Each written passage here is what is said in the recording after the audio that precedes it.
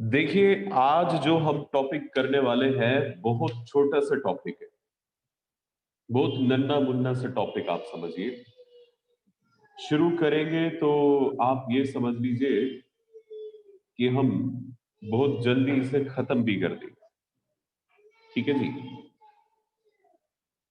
Topic का नाम है issue of debentures as collateral security. देखिए, हमारा चैप्टर चल रहा था इश्यू ऑफ डिबेंचर्स, जिसमें मैंने आपको ये बताया कि एक कंपनी अपने डिबेंचर्स 3 तरीके से इश्यू कर सकती है जो आपके सिलेबस में, मतलब 3 तरीके से इश्यू करना आपके सिलेबस में है। एक, जब वो पब्लिक को इश्यू करे। दूसरा, कंसीडरेशन अदर देन कैश पर इश्यू हो। ये दोनों टॉपिक हम कवर कर चुके हैं। आज हम सीखने वाले हैं कि जब डिवेंचर को इश्यू किया जाएगा एज कोलैटरल सिक्योरिटी, तब हमें क्या करना है। ठीक है? देखो बेटे, मैं इस टॉपिक के बारे में आपको पहले एक बहुत इंपॉर्टेंट जानकारी दे दूं। अगर ये वाला टॉपिक आपके एग्जाम में आया, ये इस किस्म का टॉपिक है जो एग्जाम में once in a blue moon दिखाई देता है। रेगुलर बेसिस पे नहीं आने वाला टॉपिक है, लेकिन कभी कभी ये दिखाई दे जाता है। और अब तक जो हमारे क्वेश्चन पेपर्स हैं, अगर उसे हम देखें तो ये पता चलता है जी, इसमें थ्योरी ज्यादा इंपॉर्टेंट है कंपैरेटिवली प्रैक्टिकल। कई बार ऐसा हुआ है कि जो थ्योरी है वो 1 मार्क्स की आई है, कई बार ऐसा हुआ है प्रैक्टिकल 1 मार्क में आया है, कई बार ऐसा भी हुआ है कि प्रैक्टिकल 3 मार्क्स में आ गया। इस तरह से भी घटना हुई है। तो ये हमें आज कवर करना है। चलिए अब देखते हैं issue of debentures as collateral security. देखिए, ये जो कोलैटरल सिक्योरिटी है, ये आपके लिए एक नया शब्द है, तो पहले मुझे यही आपको समझाना पड़ेगा। यहां मैंने कुछ लिखवाया है, पहले इसे पढ़ लेते हैं। Collateral security means an additional security over and above the primary security. Collateral security का मतलब होता है एडिशनल सिक्योरिटी जो कि हम इशू करते हैं over and above the primary security. देखिए, मेरी बात जरा ध्यान से समझिए। कोलैटरल जो है, ये जो शब्द है, इसका मतलब होता है समथिंग एडिशन, कुछ एक्स्ट्रा देना। बस अभी इतनी बात अपने दिमाग में रखिए। अब हम देखते हैं जी, क्या है ये डिबेंचर्स को इशू करना है एज कोलैटरल सिक्योरिटी। बेटे देखिए, हमारी एक कंपनी है मान लीजिए, और हमारी कंपनी जो बिजनेस कर रही है उसमें इसे लोन की जरूरत पड़ती है 10 करोड़ रुपए। ठीक है? 10 करोड़ रुपए की लोन की जरूरत पड़ती है।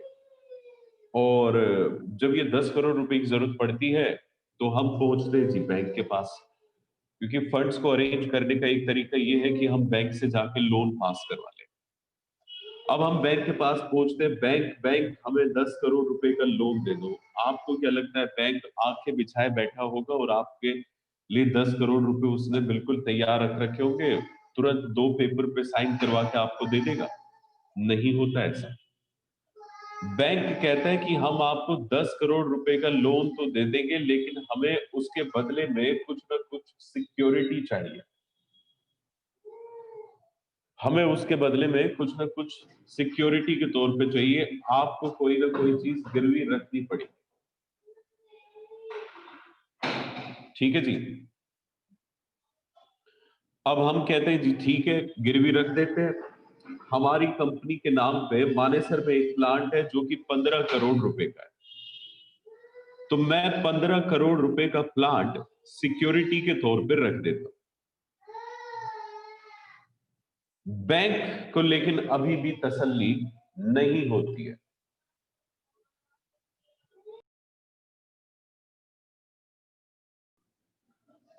हाँ जी बेटे, तो देखिए, प्लांट हमने मानेसर वाला 15 करोड़ रुपए का गिरवी रख दिया,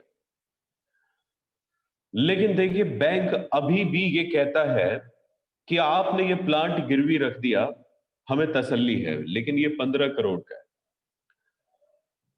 हमें इसके अलावा भी कुछ और एडिशनल सिक्योरिटी चाहिए। आप जरा ध्यान से समझिएगा, एडिशनल सिक्योरिटी क्यों चाहिए, अभी वो मैं आपको बताता हूं। मानेसर वाला प्लांट बेटे जो हमने सिक्योरिटी पे रखा, गिरवी रखा, ये कहा जाएगा कि हमने प्राइमरी सिक्योरिटी के तौर पे रखा। और अब जो बैंक एडिशनल और भी ज्यादा सिक्योरिटी मांग रहा है, वो किस वजह से मांग रहा है? क्योंकि इस बैंक ने इस कंपनी की बैलेंस शीट को देख लिया और उस बैलेंस शीट के अंदर ये पाया कि इस कंपनी के पास डिबेंचर्स हैं। जिस कंपनी ने डिबेंचर्स इशू कर रखे होते हैं, उस कंपनी में बहुत बड़ा झोल होने की संभावना होती है। लोन देने वाला इस डिबेंचर के पॉइंट को बहुत ध्यान से देखता है। अब देखना जरा कैसे। इसके लिए बेटे हमें डिबेंचर्स के नेचर को थोड़ा समझना पड़ेगा। देखो बेटे, डिबेंचर्स इंडिया के अंदर जो इशू किए जाते हैं वो होते हैं सिक्योर्ड डिबेंचर्स। ठीक है जी। जब कभी भी एक कंपनी डिबेंचर्स इशू करती है तो लॉ के प्रोविजन के हिसाब से उसे डिबेंचर्स जो इशू है उसके लिए एक डिबेंचर ट्रस्टी को अपॉइंट करना होता है अपनी कंपनी में। ये जो डिबेंचर ट्रस्टी है, ये किस लिए अपॉइंट किया जाता है? To take care of rights of the debenture holders. मतलब जो अधिकार है डिबेंचर होल्डर्स के, उनकी रक्षा करने के लिए डिबेंचर ट्रस्टी को रखा जाता है। अब डिबेंचर्स के अधिकार क्या है? तो बेटे देखो, एक जो सबसे बड़ा अधिकार है डिबेंचर होल्डर्स के पास, वो है प्रेफरेंशियल राइट। अब ये क्या होता है जी प्रेफरेंशियल राइट? बेटे इसी अधिकार की रक्षा करनी होती है डिबेंचर ट्रस्टी को। अगर डिबेंचर ट्रस्टी को लगता है कि इस राइट को कहीं ना कहीं पे इंक्रोच किया जा रहा है या वॉयलेट किया जा रहा है, तो डिबेंचर ट्रस्टी मीडिया में आके आवाजें उठा देता है, सरकार के सामने विसल ब्लो कर देता है, भेद खोल देता है कंपनी का। एक कंपनी इसी तरह से डूब भी गई थी, सत्यम कंप्यूटर्स। आप कभी देखना, गूगल पे सर्च करके सत्यम कंप्यूटर्स, वो ऐसे ही हुआ था, स्कैम हुआ था उसमें। चलिए उस पर कभी बाद में डिस्कशन करेंगे। तो बेटे क्या होता है ये प्रेफरेंशियल राइट, क्या होता है, अब इसके बारे में समझिएगा। प्रेफरेंशियल राइट का मतलब ये है कि डिबेंचर होल्डर्स को हर एक चीज में प्रेफरेंस मिलेगा इन पेमेंट। अब हर चीज मतलब भाई डिबेंचर होल्डर को दो ही चीजें मिलती है, एक तो इंटरेस्ट और एक जब रीपेमेंट ऑफ डिबेंचर्स होती है, ये दो चीजें मिलती है। लेकिन बेटे बात जरा ध्यान से समझना, कंपनी के पास सिर्फ डिबेंचर नाम की लाइबिलिटी नहीं है, कंपनी ने अब लोन भी ले लिया है। लो जी, लोन भी ले लिया, डिबेंचर भी ले लिया, दोनों लाइबिलिटी है, दोनों सिक्योर्ड हैं। आप समझिएगा, ये भी सिक्योर्ड है और ये भी सिक्योर्ड है मानेसर वाले प्लांट पे। लेकिन पहला अधिकार किसे मिलेगा in the payment of interest? वो मिलेगा डिबेंचर्स को। और पहला अधिकार किसे मिलेगा अगर मान लीजिए कंपनी वाइंड अप होने लगी और ऐसी सिचुएशन में कंपनी पैसा वापसी करने लगी, तो पहले किसका पैसा वापसी करेगी? लोन का पैसा वापसी करेगी या फिर डिबेंचर्स का पैसा वापसी करेगी? अगेन जवाब आएगा डिबेंचर्स का, क्योंकि प्रेफरेंशियल राइट है। अब बैंक को बेटे ये जो प्रेफरेंशियल राइट है, बस यही डिबेंचर्स का खटकता है। उसे ये पता है कि 15 करोड़ का प्लांट हमारे पास गिरवी है, लेकिन उसे एक और बात पता है, अगर इस कंपनी का कहीं पे भी दिवालिया होना दिख रहा है, कुछ भी अगर मान लीजिए ऐसी पोजीशन है कि कंपनी खतरे में है, तो ये जो 15 करोड़ का प्लांट है, ये कोर्ट ऑर्डर कर देगा कि इसकी यूटिलाइजेशन पहले डिबेंचर्स की पेमेंट में की जाए। और अगर डिबेंचर्स की पेमेंट पहले की गई तो बचा कुचा हमारे पास आएगा और हो सकता है कि हम अपने पूरे लोन की रिकवरी भी ना कर पाए। ठीक है, तो इस चिंता से ग्रस्त बैंक एक और एडिशनल सिक्योरिटी डिमांड करता है और वो क्या कहता है कि देखो, तुमने मानेसर वाला प्लांट तो गिरवी रख दिया था एज प्राइमरी सिक्योरिटी, लेकिन अब हमें एडिशनल सिक्योरिटी के तौर पे डिबेंचर के राइट्स दे दो। ध्यान से शब्द को सुनिएगा, डिबेंचर्स नहीं मांग रहा है, डिबेंचर के राइट्स दे दो, और वो भी 15 करोड़ के दे दो। बेटे, डिबेंचर्स नहीं दिए जा रहे हैं, इशू नहीं किए जा रहे डिबेंचर्स, डिबेंचर्स के अधिकार दिए जा रहे हैं। और वो क्या अधिकार है? वो ये अधिकार है कि अगर कंपनी लोन की पेमेंट नहीं कर पाई तो इनका लोन डिबेंचर में कन्वर्ट हो जाएगा बैंक का, और जैसे ही डिबेंचर में कन्वर्ट होगा तो जिस दिन लोन की रीपेमेंट हो रही होगी, बैंक पहले तो लोन की वजह से डिबेंचर होल्डर के पीछे खड़ा होगा लाइन में। अगर कर्जदारों की लाइन लगा के पैसे देने लगी कंपनी तो बेटे पहले आगे डिबेंचर होल्डर होंगे, फिर उसके पीछे लोन होगा। लेकिन जैसे ही इनके पास ये वाले अधिकार आ जाएंगे तो ये तुरंत जंप करके लाइन में आगे आ जाएंगे। अब मान लीजिए कि इसके अलावा भी और बहुत सारी लाइबिलिटी है, क्रेडिटर है, ठीक है जी, और भी कुछ लाइबिलिटी है, तो उन सबको पछाड़ के ये इनके साथ खड़े मिलेंगे। समझ पा रहे हैं? तो इसलिए एडिशनल सिक्योरिटी डिमांड की जाती है।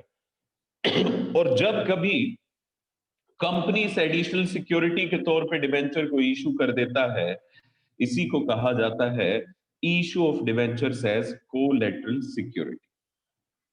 ठीक है, क्योंकि इसकी थ्योरी बहुत इंपॉर्टेंट है तो ये मैंने यहां पे लिखवाया है। अगर आपका क्वेश्चन आता है कि what do you mean by issue of debentures as collateral security, then how you are going to answer it? तो आंसर क्या बनेगा? आप ये फोटो तो नहीं बना के आओगे। आंसर आपका बनेगा when debentures are issued by a company as a additional security over and above primary security, such issue is known as issue of debenture as collateral security. Hindi में भी बता देता हूं आपको, जब कभी डिबेंचर्स इशू किए जाएंगे एडिशनल सिक्योरिटी के तौर पे प्राइमरी सिक्योरिटी के अलग से, तो ऐसे डिबेंचर्स को कहा जाएगा इशू करना as collateral security. This theory is very important, I have marked it here, और आपको भी ध्यान रखना है। अब बेटे ये तो हमने थ्योरी कर लिया, लेकिन अब दूसरा जो इसमें सवाल आता है वो ये कि जर्नल एंट्रीज क्या होंगी, जर्नल एंट्रीज क्या होंगी डिबेंचर्स को कोलैटरल सिक्योरिटी के तौर पे इशू करने की। तो अब जरा पूरी ट्रांजैक्शन समझिएगा क्या क्या हुई। सबसे पहली ट्रांजैक्शन तो लोन लेना हुआ, बैंक से हमने जो लोन लिया, this is first transaction. 10 crore रुपए का लोन लिया गया। बेटे सबसे पहली ट्रांजैक्शन तो यही हुई है।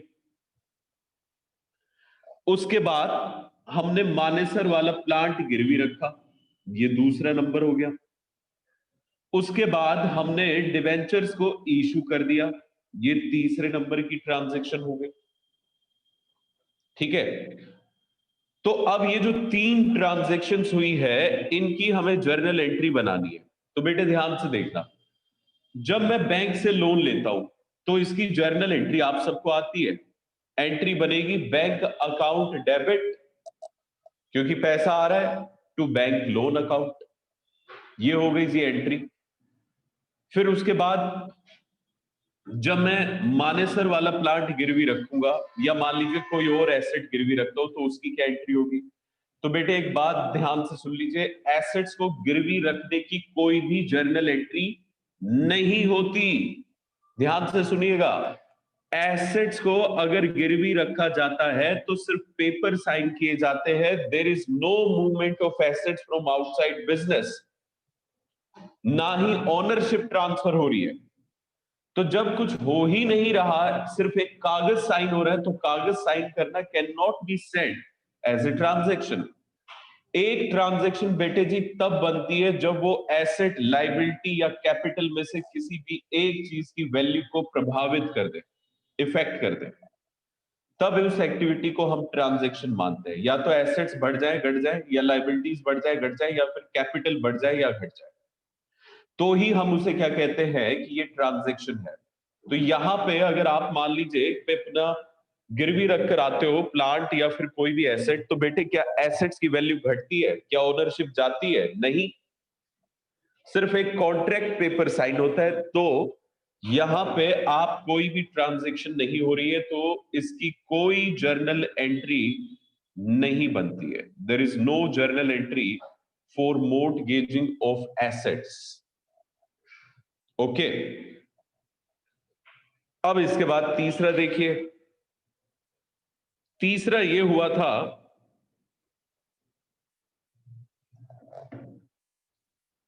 कि हमने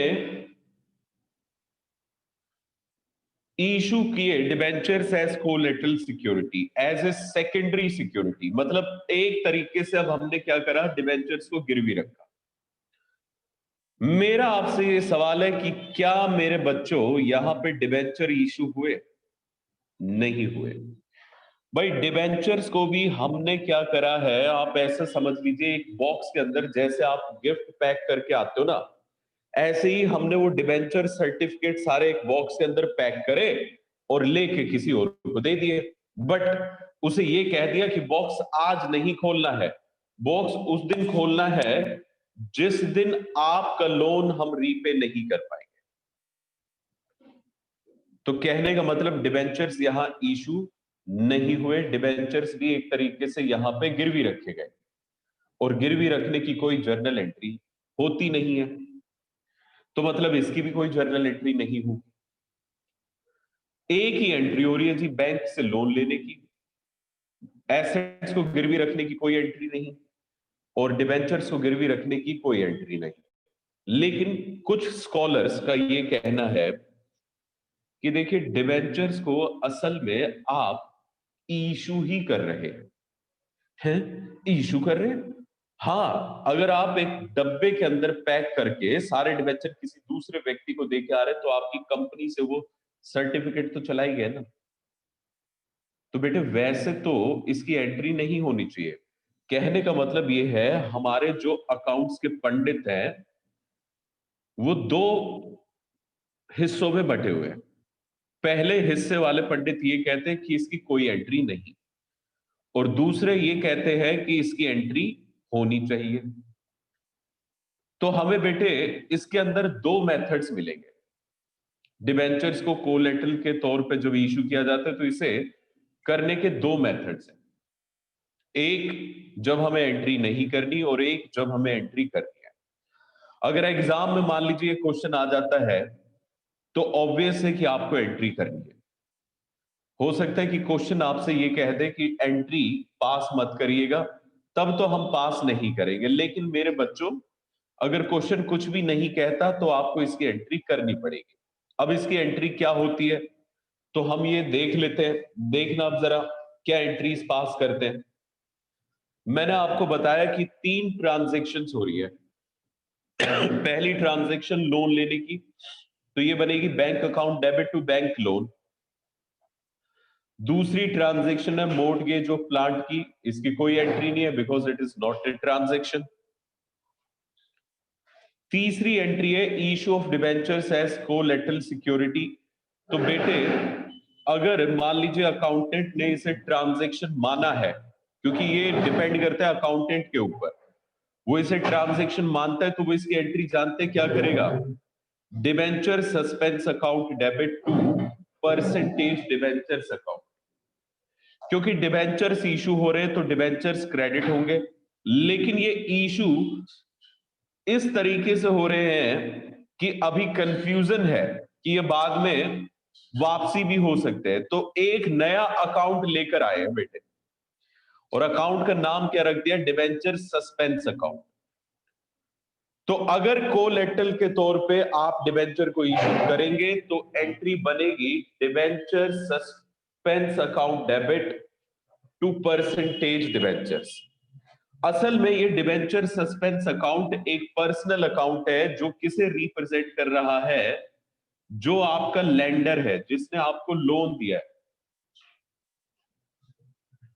लेंडर को रिप्रेजेंट कर रहा है, लोन देने वाले को, उसे हमने डेबिट कर दिया और डिबेंचर्स हमने उसे दे दिए, बस ये हुआ है।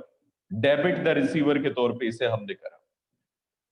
अब मान लीजिए कि फ्यूचर में जाके लोन जो है वो रीपे हो जाता है, तो ऐसी सिचुएशन में बेटे अगर लोन रीपे हो गया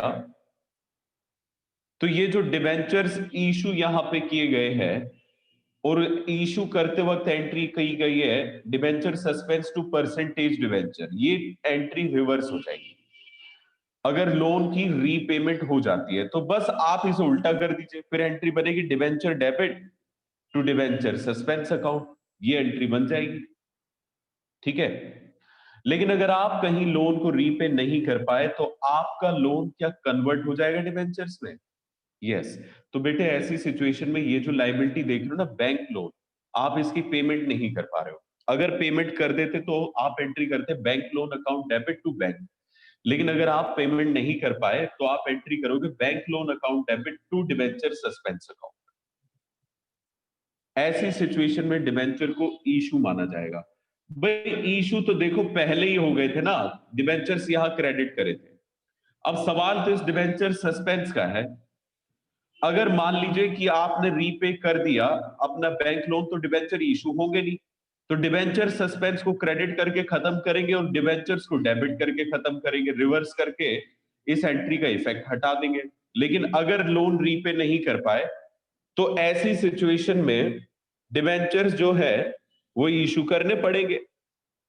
तो बेटे डिबेंचर तो दोबारा क्रेडिट होंगे नहीं, ये जो डिबेंचर सस्पेंस है ये डेबिट हो जाएगा और बैंक लोन डेबिट हो जाएगा। मतलब बैंक लोन आपने कन्वर्ट किस में कर दिया? डिबेंचर में। आप एक बार जरा इन दो एंट्रीज का इफेक्ट देख लो, डिबेंचर सस्पेंस डेबिट है, डिबेंचर सस्पेंस क्रेडिट है, तो डिबेंचर सस्पेंस हटा दो तो असल में एंट्री बन रही है bank loan account debit to percentage debenture. Bank loan debit हो रहा है और डिबेंचर्स क्रेडिट हो रहे हैं। मतलब बैंक लोन डेबिट होने का मतलब बैंक लोन खत्म हुआ और डिबेंचर्स क्रेडिट होने का मतलब क्या हुआ कि डिबेंचर्स इशू हो गए। ये होता है जी कोलेटरल सिक्योरिटी के तौर पे डिबेंचर्स को इशू करना। अब अगर आपको कोई भी डाउट हो तो आप मुझसे पूछ सकते हैं, बताइए जी, कोई भी अगर डाउट है।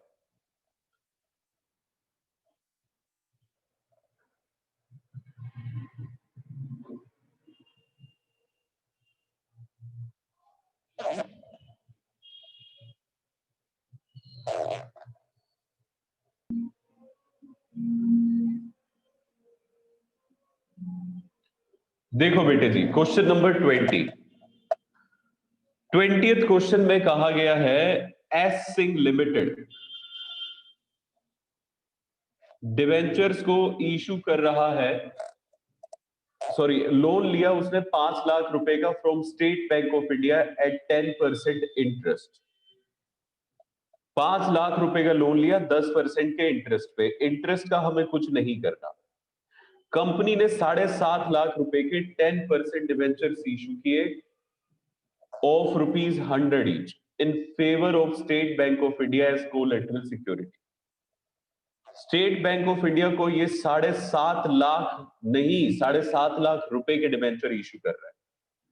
Pass necessary journal entries for the above transaction. पहला case, when company decide not to record the issue of 10% debenture as collateral security. और दूसरा case, when company decide to record the issue of 10% debenture as collateral security. बेटे ये वाला question 2019 के sample paper में देखा गया 3 मार्क्स में, आप इमेजिन करिए। चलिए जी देखते हैं। सबसे पहले तो हमें फर्स्ट केस में एंट्री करनी है कि अगर इसने ये डिसाइड किया कि कोई एंट्री डिबेंचर्स को इशू करने की नहीं करेगा, तो एक ही एंट्री बनेगी, वो है लोन को ऑब्टेन करने की, और वो एंट्री बनेगी bank account debit to bank loan 5 lakh रुपए। देख लीजिए, ये एंट्री हो गई जी। ठीक है, चलिए अब नेक्स्ट सेकंड केस देखिएगा।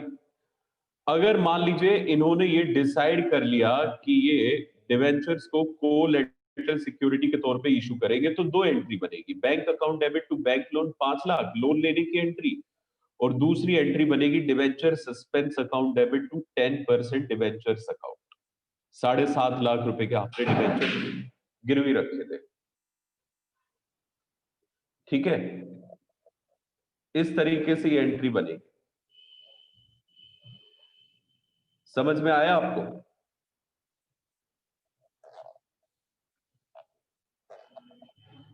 अब बेटे आपको मैं बता दूं कि आपसे ये सारे क्वेश्चंस हो जाएंगे, 21 भी हो जाएगा। जल्दी से देख लीजिए, 21 भी बहुत आसान है।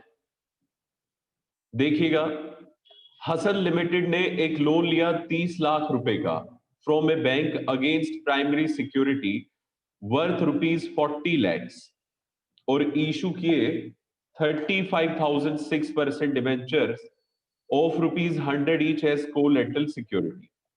कहते हैं जी हसन लिमिटेड ने 30 लाख का लोन लिया और प्राइमरी सिक्योरिटी के तौर पे इन्होंने कोई एसेट गिरवी रखा, इसके अलावा 35,000 6% डिवेंचर ₹100 वाले भी इशू कर दिए। ठीक है, फिर कंपनी ने 1 साल के बाद फिर से लोन लिया 50 लाख का, और इस बार प्लांट को गिरवी रख दिया प्राइमरी सिक्योरिटी पे, और डिपॉजिट करा दिए 60,000 6% debenture of ₹100 each as collateral security. Record necessary journal entries. How will you show the issue of debenture and bank loan in the balance sheet of the company? बेटे देखो, balance sheet तो हमें बनानी नहीं है, अभी मैंने आपको सिखाई नहीं है, तो आपको बनानी भी नहीं है। लेकिन अब यहां पे आप जरा ध्यान दीजिए, हो क्या रहा है, डिबेंचर्स जो है वो इशू किए जा रहे हैं। ठीक है जी, लेकिन आप समझिएगा, यहां पे 2 बार लोन लिया गया, एक तो पहले साल में और एक दूसरे साल में। तो असल में हमें यहां पे 2 इयर्स की एंट्री करनी है। पहले साल में हम क्या करेंगे, बैंक से लोन लेने की entry, bank account debit to bank loan 30 lakh, ये वाली एंट्री।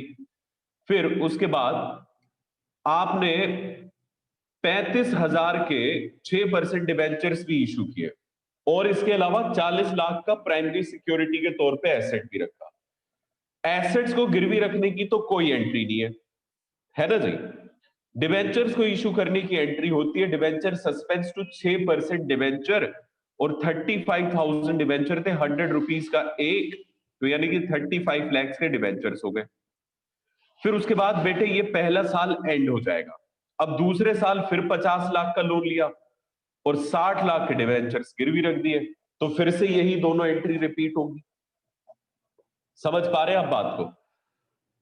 तो ये वाला क्वेश्चन आपको घर से करने हैं 21, 20, 21 और 22, ये भी आपको घर से करना है। और इसके अलावा क्वेश्चन नंबर 23, ये भी आपको घर से करना है। बस इस 23 में ध्यान रखिएगा कि जो लोन रीपे कर रहे हैं, इसमें असल में होगा क्या कि जो कोलेटरल के तौर पे डिवेंचर इशू किए जा रहे हैं, वो आखिरी में जाके आपके कन्वर्ट हो जाएंगे लोन में, मतलब लोन डिवेंचर्स में कन्वर्ट हो जाएगा। 23 में बस ये है। तो ये क्वेश्चन है, आपको घर से करने हैं। बताइए जरा, क्या आप ये क्वेश्चंस कर पाएंगे? Homework is 20 to 23।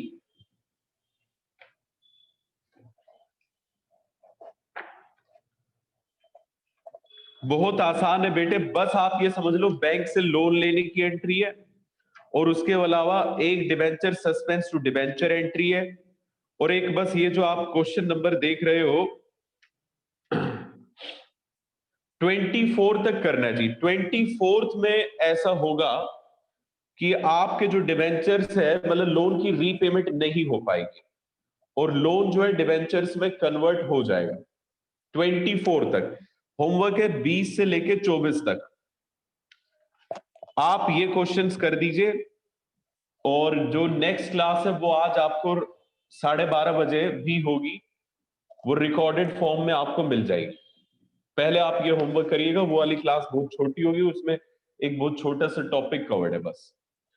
ओके बेटे, bye bye, take care of yourself and please complete homework timely और मुझे सेंड कर दीजिएगा।